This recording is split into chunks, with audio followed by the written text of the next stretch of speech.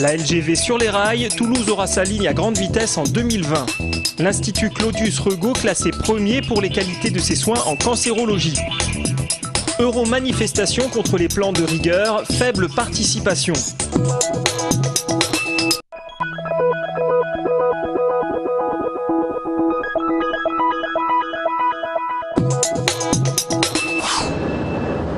Avec un tracé validé et un financement presque bouclé, la LGV Sud-Ouest prend forme.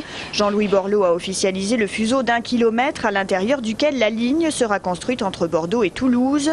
Reste toutefois une étude complémentaire concernant le tracé entre Saint-Jory et Toulouse. Alors en attendant 2020, les Toulousains sont devenus philosophes. Je dois faire des déplacements tous les mois pour venir voir mon chef. Un TGV, ça me faciliterait la vie. 2020, je pense que j'aurais déjà fait la moitié de mon boulot. Eh oui, 10 ans, ben voilà, c'est comme d'ici que tout le monde est à bouffer, il faudra sûrement longtemps. C'est un peu long, mais je suppose que c'est peut-être le temps nécessaire pour faire le tracé. Et on peut se poser la question pourquoi Toulouse est un petit peu isolée comme ça, alors qu'il y a Marseille, Bordeaux, ils sont beaucoup mieux desservis. Oui. Ça paraît long, mais depuis le temps qu'il attend, en même temps, c'est une bonne avancée, on va dire. Ça fait toujours un espoir. Mieux vaut que ça soit dans 10 ans que rien. Le prolongement de la LGV de Bordeaux jusqu'à Toulouse doit coûter 4,5 milliards d'euros. Le financement doit être bouclé dans quelques jours. Finalisation prévue la semaine prochaine à Toulouse. Ouvert il y a quelques semaines, le tout nouveau service de chirurgie ambulatoire de l'Institut Claudius Regaud permet aux patients atteints de cancer ORL gynécologique ou mammaire de bénéficier d'une anesthésie générale ou locale avec une seule journée d'hospitalisation. Voici donc un nouvel atout pour l'ICR qui arrive une nouvelle fois en tête du classement du magazine L'Express dans le traitement des cancers en France. Autres atouts de l'ICR, son service de radiothérapie, la chimiothérapie et la chirurgie dite lourde. On a augmenté des chirurgies de manière à être plus efficace et à les harmoniser avec les rayons et la chimiothérapie. Ça a été le changement. Cette chirurgie n'est plus toute seule, elle s'appuie sur les rayons et elle s'appuie sur la chimiothérapie. Autre changement, l'utilisation d'appareils plus précis et moins toxiques pour les malades, mais le plus grand bouleversement de ces dernières années en cancérologie et ce qui fait la force de l'ICR, c'est bien la prise en charge thérapeutique du patient. Fini les traitements empiriques, on est désormais en mesure de proposer une thérapeutique personnalisée à chaque malade avec une prise en charge psychologique majeure. L'annonce de la maladie doit être faite par un médecin dans des conditions confortables et en s'adaptant régulièrement au degré de désordre affectif que peut causer cette information. C'est pas évident pour ceux qui soignent, confrontés à la maladie, tout ça, ce sont des gens bien.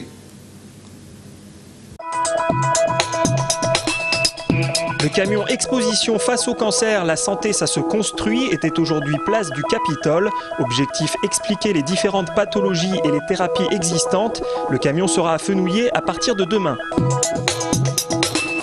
Faible mobilisation aujourd'hui pour l'euro-manifestation contre les politiques d'austérité en Europe. Environ 300 manifestants sont partis de l'Arche Marengo et de la place du Salin pour se rejoindre place du Capitole. Il faut aujourd'hui se battre non seulement sur les questions de retraite, mais aussi sur les questions des plans d'austérité en Europe et en France, qui répondent tous à la même logique, à la logique de l'argent, la logique du libéralisme et surtout pour plaire aux agences de notation, les agences européennes de notation. Présent au Pertus et à Bruxelles, point d'orgue du mouvement avec plus de 100 000 manifestants aujourd'hui, Force ouvrière n'était pas du cortège toulousain. Ce qui nous était proposé, c'est d'y englober les problèmes actuels qui sont celui de la retraite, mais je crois qu'effectivement, il ne fallait pas mélanger les gens.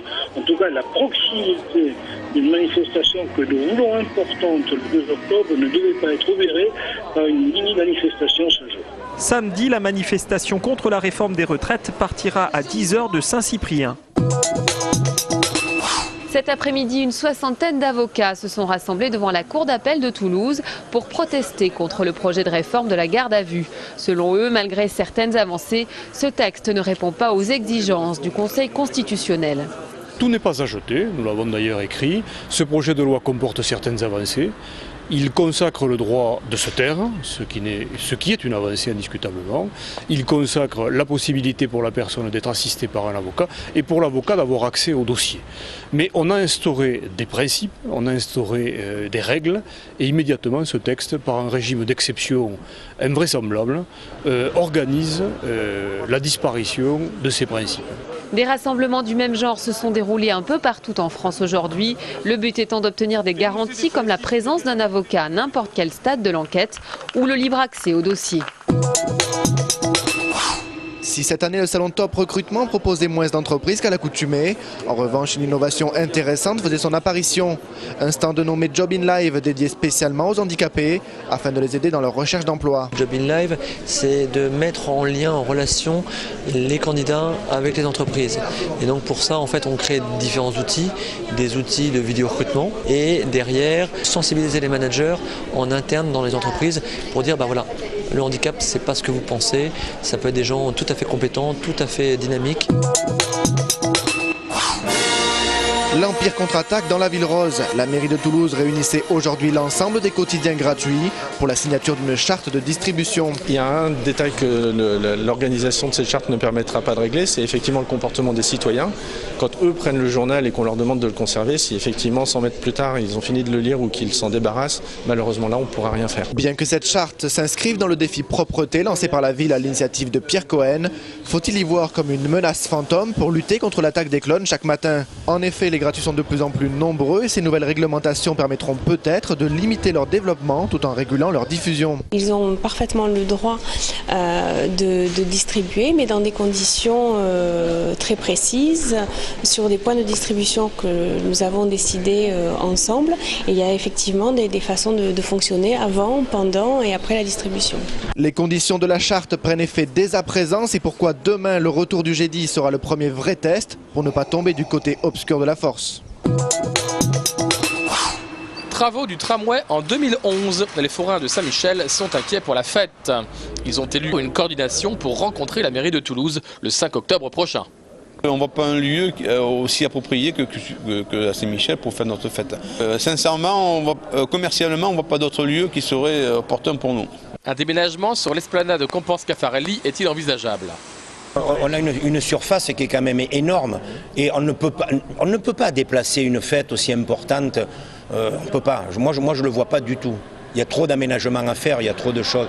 Moi, j'ai 60 ans, j'ai toujours été sur les allées Saint-Michel et je souhaite que mes enfants arrivent à 60 ans et soient aussi sur les allées Saint-Michel. C'est tout ce que je souhaite, monsieur. À suivre.